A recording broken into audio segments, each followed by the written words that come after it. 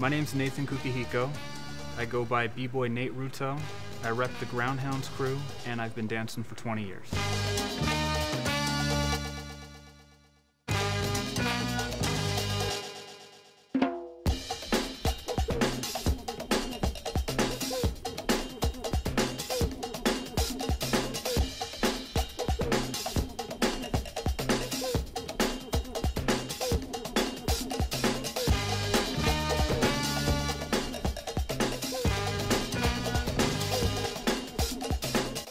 Breaking appeals to me because it's given me something to kind of daydream about and think about.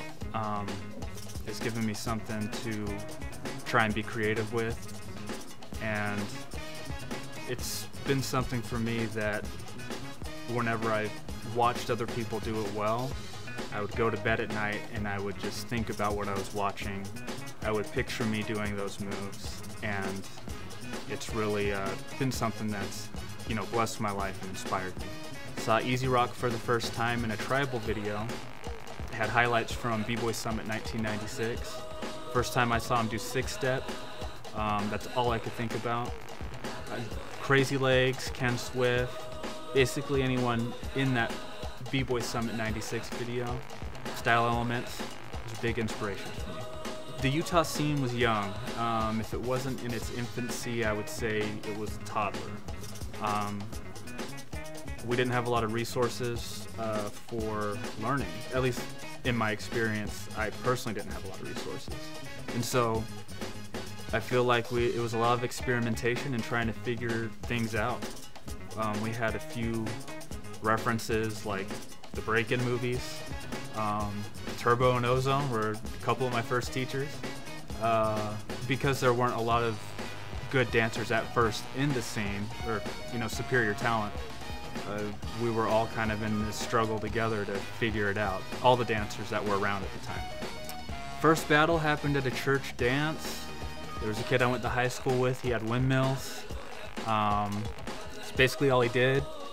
Then I responded with something. It was one of those impromptu, I'm better than you type of battles. And we got kicked out because it was a church dance, and culture wasn't ready for it yet. So, the Groundhounds, we started in 2006. We're made up of two crews, Grounded Crew and Junkyard Dogs. I'm basically myself and a couple buddies of mine like B-Boy Sloth and B-Boy Tie Train. We got together with Terry Post, that's B-Boy Bangkok, and Critter, also Bobby Coon at the time. We came together and we became Groundhounds. We've been together for close to 10 years, going on 9 years this summer, and it's been great.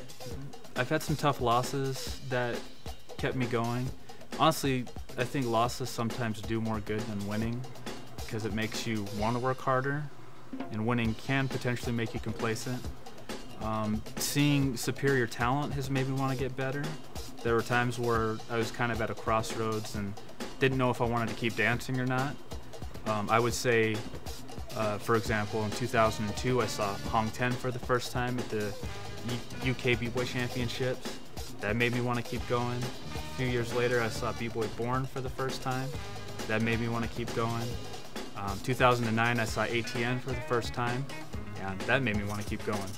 I lost in the quarterfinals to Tanner Denny, B-Boy Tarzan, in a footwork battle that Chad Carter was hosting at the Midvale Boys and Girls Club.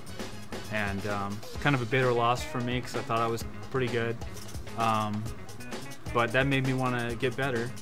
And so I'd say, Tanner's a little bit of a rival for that reason. I'm not sure if he feels that way or not. And then as far as maybe more of a rival would be Leo and Abstract Disciples. Seems like Groundhounds and Abstract battled each other a lot, and skill-wise we were on a similar level. So Abstract Disciples, any of those guys, especially Leo.